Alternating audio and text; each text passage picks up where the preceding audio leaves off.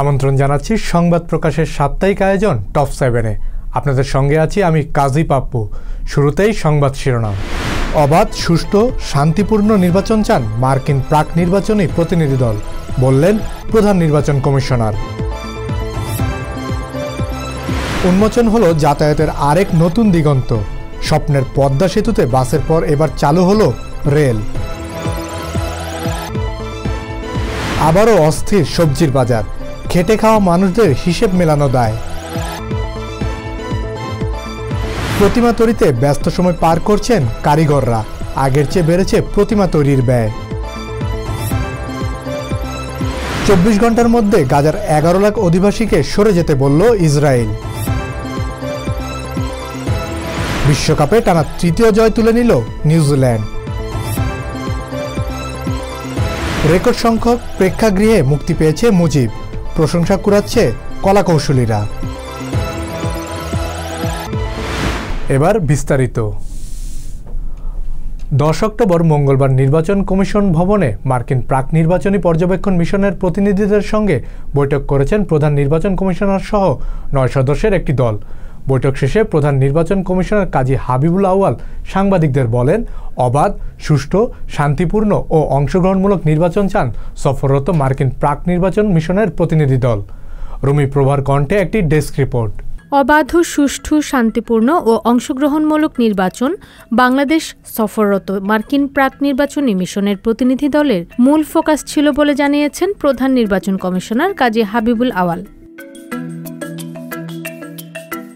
মঙ্গলবার 10 অক্টোবর আগারগাঁওয়ে নির্বাচন কমিশন ভবনে মার্কিন প্রাক নির্বাচনের পর্যবেক্ষণ মিশনের প্রতিনিধিদের সঙ্গে বৈঠক শেষে সাংবাদিকদের এসব কথা বলেন তিনি।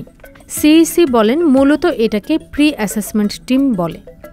আমাদের সঙ্গে যেসব প্রশ্নগুলো হয়েছে, ওরা আমাদের ইলেকশন কমিশনের যে রোল, দায়িত্ব, অ্যাক্টিভিটিস সম্পর্কে অনেক কিছুই জানতে চেয়েছেন। আমরা সবকিছু তাদের বোঝাতে পেরেছি। ইলেকশন কমিশনের রোল, ইলেকশন কিভাবে প্লে করে, গভর্নমেন্টের রোল কতটুকু, ওরা কিভাবে প্লে করে, আমরা পুরো ইলেকটোরাল প্রসেসটা তুলে নিয়ে আসি, এটা তাদের জানিয়েছি। হাবিবুল আউয়াল আরও বলেন, তারা যা যা জানতে চেয়েছিলেন তা জেনেছেন। এখন ওরা জেনে কি করবেন সেটা আমরা জানি না। এটা ওনারা দেশে ফিরে গিয়ে পর্যালোচনা করে হয়তো সিদ্ধান্ত নেবেন তারা কোন অবজারভেশন টিম পাঠাবেন কি পাঠাবেন না, বা পাঠালে কিভাবে পাঠাবেন। বৈঠকে ইন্টারন্যাশনাল রিপাবলিকান ইনস্টিটিউট IRI ও ন্যাশনাল ডেমোক্রেটিক ইনস্টিটিউটের NDI 9 জন সদস্য উপস্থিত ছিলেন। এ সময় 4 নির্বাচন কমিশনার, ইসি সচিব, অতিরিক্ত সচিব, জাতীয় পরিচয় নিবন্ধন অনুবিভাগের মহাপরিচালক সহ ইসির ঊর্ধ্বতন কর্মকর্তারা উপস্থিত ছিলেন। রুমি প্রভা, সংবাদ প্রকাশ।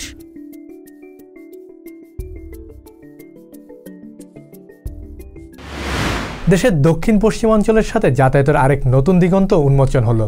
স্বপ্নের পদ্মা সেতুতে বাসের পর এবার চালু হলো রেল।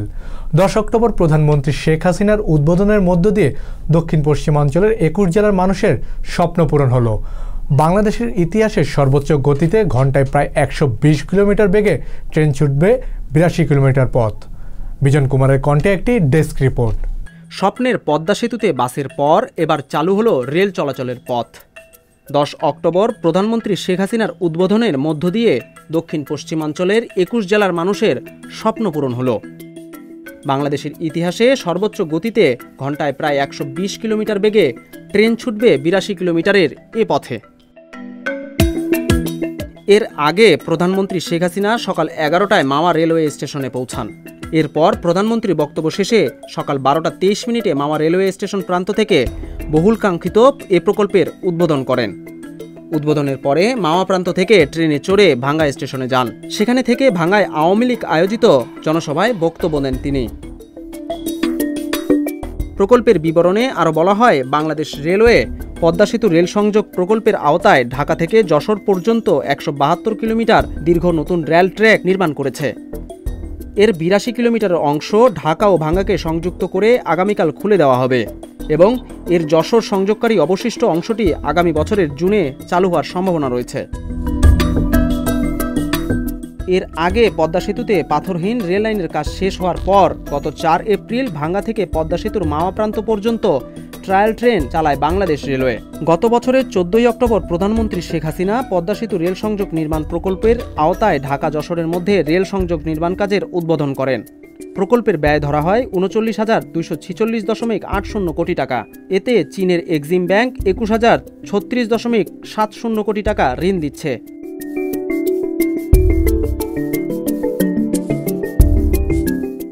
প্রকল্পের বিশদ বিবরণে বলা হয়েছে, সমাপ্ত হওয়ার পর রেল যোগাযোগ পদ্মা সেতুর মাধ্যমে দেশের মধ্য ও দক্ষিণ পশ্চিমাঞ্চলের সঙ্গে রাজধানী শহরের প্রবেশপথ আরও বর্ধিত হবে, যা মুন্সিগঞ্জ, শরীয়তপুর, মাদারীপুর এবং নড়াইল জেলার নতুন এলাকাকে যুক্ত করবে।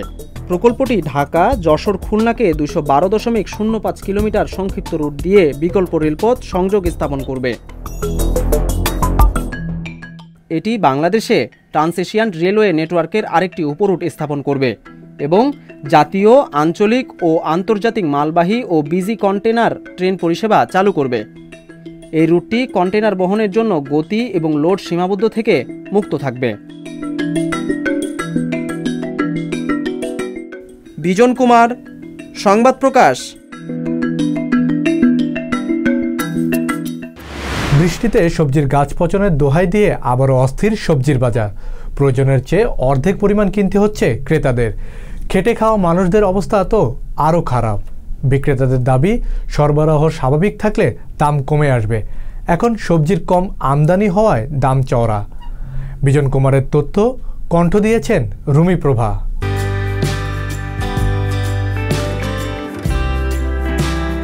রাজধানীর কারণ বাজারে সপ্তাহের ব্যবধানে স্বাভাবিক হয়নি কাঁচা সবজি সরবরাহ, তাই এখনও অস্থির নিত্যপণ্যের এই বাজার। এক্ষেত্রে বৃষ্টির কারণে সবজি পচে যাওয়াকে দাবি করছেন বিক্রেতারা।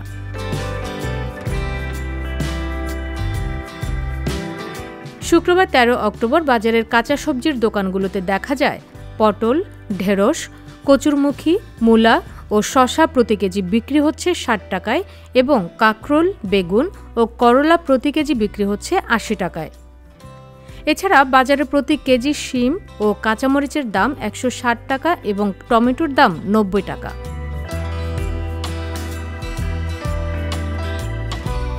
একজন ক্রেতার সঙ্গে কথা হলে তিনি বলেন, শুক্রবার বাজারে ক্রেতা সমাগম বেশি হয়, বাজারের দামও কম থাকে, কিন্তু কোনো সবজির দাম কমেনি। ২০-৩০ টাকার মূলার দাম আজকে ৬০ টাকা। কাঁচা সবজি ও সোনার বাজার এখন একই। সংসার চালাতে হিমশিম খেতে হচ্ছে প্রতিনিয়ত।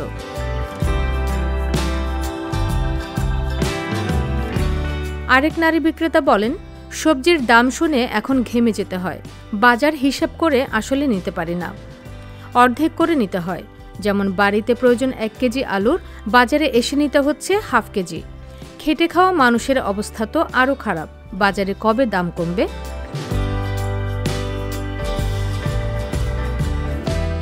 বৃষ্টিতে সবজি পচে যাওয়ার কথা উল্লেখ করে সবজি বিক্রেতারা বলেন, উত্তরবঙ্গে বৃষ্টির পানি হয়েছে, এখন কাঁচা সবজি পচে গেছে। ১ সপ্তাহ থেকে বাজারে তেমন সবজি আসছে না, তাই দামটা একটু বাড়তির দিকে। সামনের শীতকাল আসছে, সরবরাহ স্বাভাবিক থাকলে দাম কমবে বলে আশা করি, তবে সবজির আমদানি হওয়ায় দাম চড়া। রুমি প্রভা, সংবাদ প্রকাশ।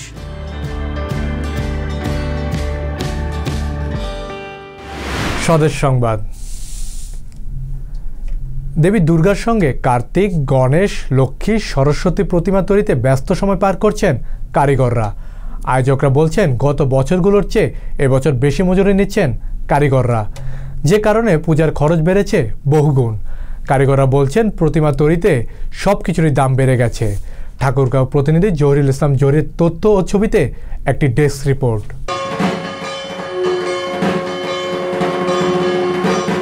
শরতের সোনাঝরা রোদ্দুর ও কাশফুলের শুভ্রতায় দেবী দুর্গার আগমন ঘিরে বাঙালি সনাতন ধর্মাবলম্বীদের মধ্যে বিরাজ করছে উৎসবের আমেজ।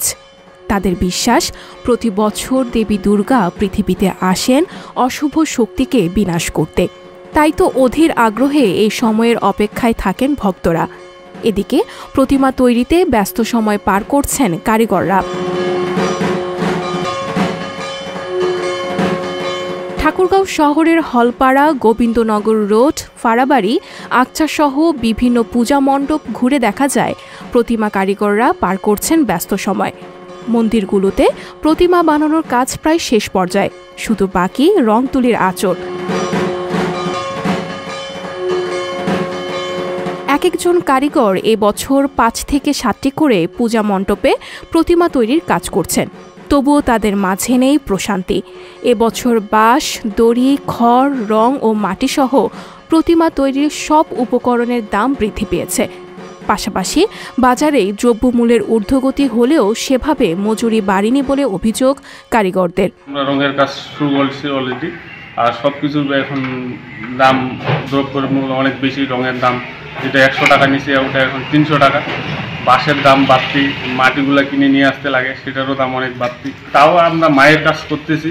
বর্তমান যে বাজারের দ্রব্যমূল্য বৃদ্ধির কারণে আমাদের যে আমরা যে প্রাপ্য মূল্যটা আমরা আসলে পাই না। 8-10টা 6-7টা করে প্রতিমা বানাইতাম, এতে আমার শ্রমিক লাগায়। এখন বর্তমান শ্রমিকের মজুরি, শ্রমিকদের খাওয়া দাওয়া দিতে অনেক খরচা হয়ে যায়। এই জন্য খুব বেশি একটা লাভবান হয়ে যাচ্ছে না, এই জন্য আমি কাজ কমাই নিয়েছি এবার। পূজা উদযাপন পরিষদের তথ্য মতে ঠাকুরগাঁয়ে বালিয়াডাঙ্গি 63টি, রানী শঙ্কৈলে 56টি, পীরগঞ্জে 119টি, হরিপুরে 27টি ও সদর উপজেলায় 213টি সহ মোট 5টি উপজেলায় 478টি পূজা মণ্ডপ রয়েছে। গত বছরের তুলনায় এবার বেড়েছে পূজা মণ্ডপের সংখ্যা।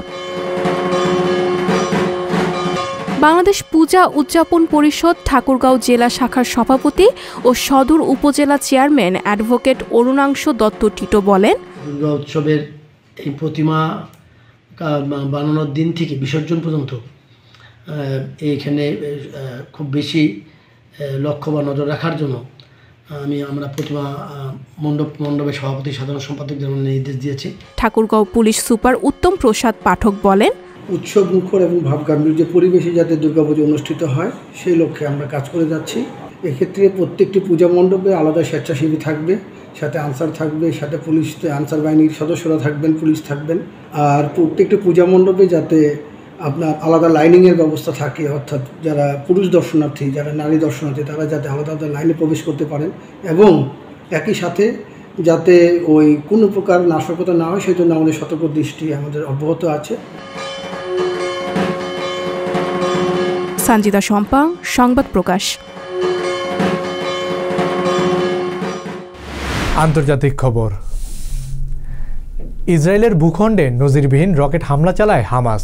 সীমান্ত পেরিয়ে ইসরায়েলে ঢুকে পড়েন হামাসের যোদ্ধারা। শুরুতে হতবাক হলেও দ্রুত পাল্টা জবাব দেয় ইসরায়েল। ইসরায়েলি হামলায় গাজায় নিহতের সংখ্যা ছাড়িয়েছে 1200-ও বেশি, আহত হয়েছে 6000।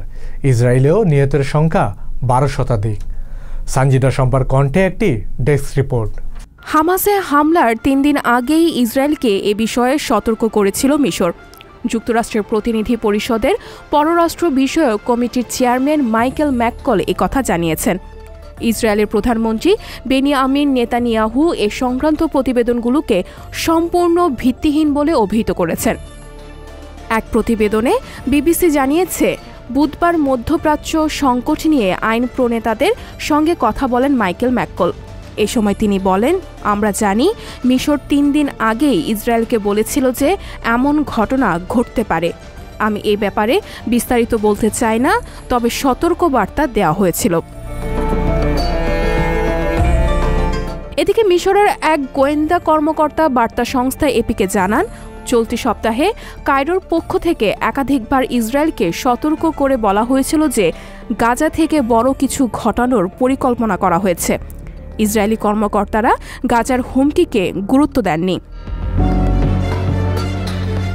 এদিকে এমন দাবিকে সম্পূর্ণ ভুয়া বলে উড়িয়ে দিয়েছেন ইসরায়েলি প্রধানমন্ত্রী নেতানিয়াহু।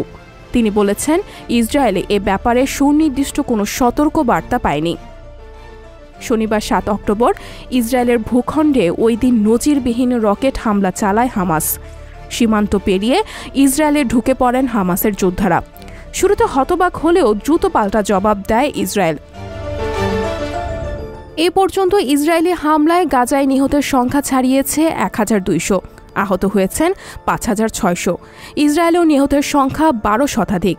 গাজার স্বাস্থ্য মন্ত্রণালয়ে বরাত দিয়ে এক প্রতিবেদনে এই তথ্য জানিয়েছে বার্তা সংস্থা এএফপি। ফিলিস্তিন ও ইসরায়েল যুদ্ধের ৫ম দিনে চলমান এই হামলা পাল্টা হামলায় ২ দেশ ছাড়াও আরও বেশ কয়েকটি দেশের নাগরিকদের মৃত্যু হয়েছে। এবার সেই তালিকায় যুক্ত হয়েছেন জাতিসংঘের ৯ কর্মী।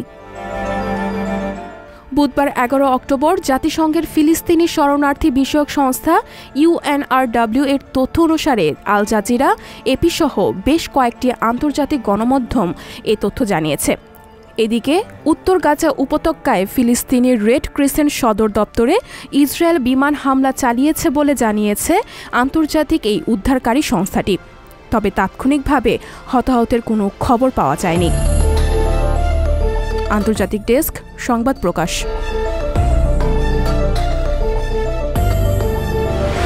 খেলার খবর। বিশ্বকাপে টানা তৃতীয় জয় তুলে নিল নিউজিল্যান্ড। কেন উইলিয়ামসনের হাফ সেঞ্চুরির সুবাদে ৮ উইকেটের বড় জয় পায় ব্ল্যাক ক্যাপসরা। টাইগারদের দেওয়া ২৪৬ রানের লক্ষ্য কিউরা টপকে যায় ৪২ ওভার ৫ বলে ২ উইকেট হারিয়ে। একটি ডেস্ক রিপোর্ট। চেন্নাইয়ে টস হেরে ব্যাটিংয়ে নামে বাংলাদেশ। ট্রেন্ট বোল্টের প্রথম বলেই ছক্কা হাঁকাতে গিয়ে বিদায় নেন লিটন। শুরুর ধাক্কা সামাল দিতে তানজিদ তামিমের সঙ্গে জুটি বাঁধেন মেহেদী মিরাজ।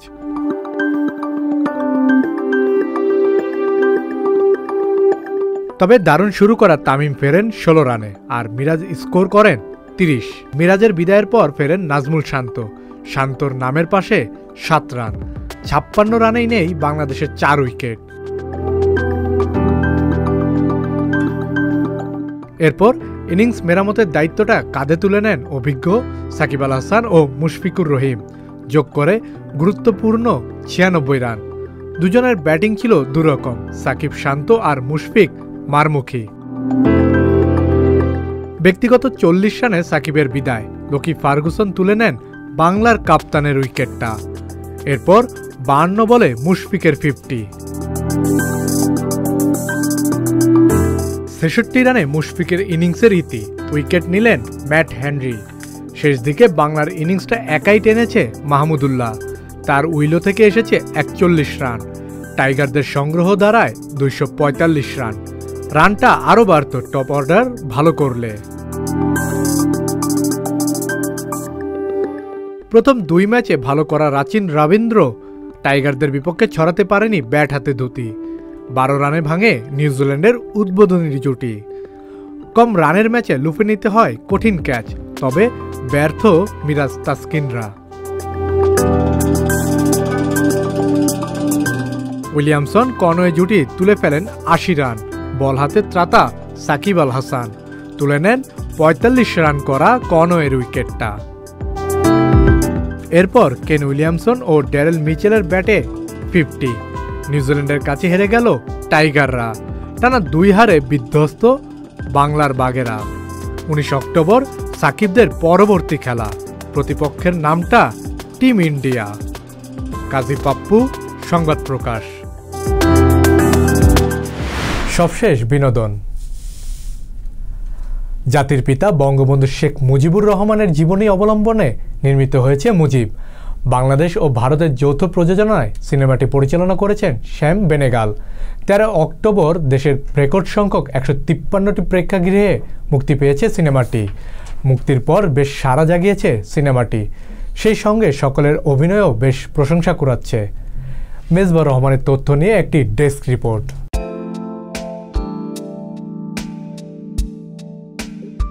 জাতির পিতা বঙ্গবন্ধু শেখ মুজিবুর রহমানের জীবনী অবলম্বনে নির্মিত হয়েছে মুজিব, একটি জাতির রূপকার সিনেমা। বাংলাদেশ ও ভারতের যৌথ প্রযোজনায় সিনেমাটি পরিচালনা করেছেন ভারতের খ্যাতিমান নির্মাতা শ্যাম বেনেগাল। গত ৩১ জুলাই চলচ্চিত্র সেন্সর বোর্ড থেকে বিনা কর্তনে ছাড়পত্র দেওয়ার পর থেকেই সিনেমাটি মুক্তির জন্য অপেক্ষা করে আসছিল দেশের সর্বস্তরের সিনেমা প্রেমীরা। অবশেষে ১৩ অক্টোবর দেশের রেকর্ড সংখ্যক ১৫৩টি প্রেক্ষাগৃহে মুক্তি পেয়েছে বঙ্গবন্ধুর জীবনী অবলম্বনে নির্মিত এই সিনেমাটি। মুক্তির পর থেকেই বেশ সাড়া জাগিয়েছে সিনেমাটি। সেই সঙ্গে সকলের অভিনয়ও বেশ প্রশংসা কুড়াচ্ছে।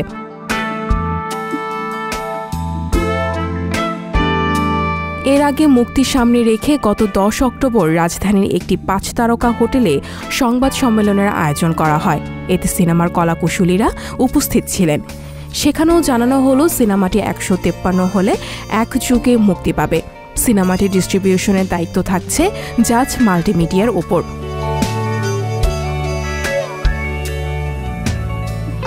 তবে ভারতে সিনেমাটি মুক্তি পাবে আগামী 27 অক্টোবর। ভারতের জাতীয় চলচ্চিত্র উন্নয়ন কর্পোরেশন NFDC থেকে তাদের ফেসবুক পেজে ভারতে মুক্তির বিষয়টি নিশ্চিত করেছে।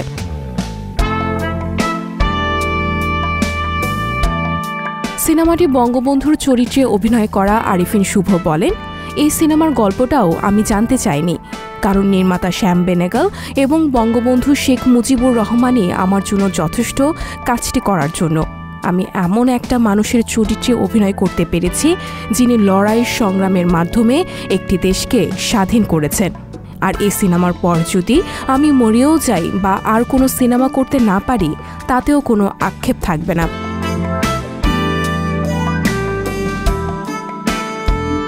ভারতের শ্যাম বেনাগল পরিচালিত এবং অতুল তিওয়ারি ও শামা জাইদির ইংরেজি চিত্রনাট্য থেকে আসাদুজ্জামান নূরের তত্ত্বাবধানে সিনেমাটি নির্মিত হয়েছে। বাংলাদেশের 60 ভাগ ও ভারতের 40 ভাগ ব্যয়ে নির্মিত এই বায়োপিকের শুটিং 2021 সালের 22 জানুয়ারি ভারতের মুম্বাই ফিল্ম সিটিতে শুরু হয়।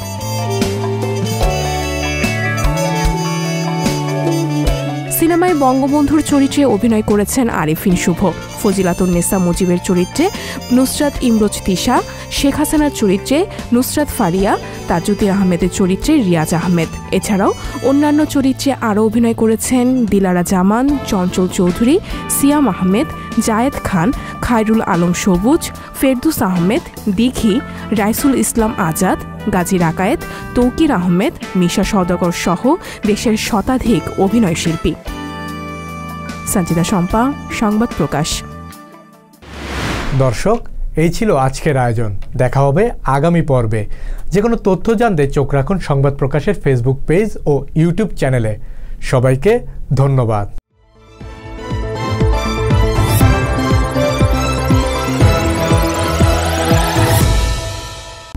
সংবাদ, ফিচার ও অনুষ্ঠানের জন্য ভিজিট করুন সংবাদ প্রকাশের ওয়েবসাইট এবং যুক্ত থাকুন ফেসবুক পেজ ও ইউটিউব চ্যানেলের সঙ্গে।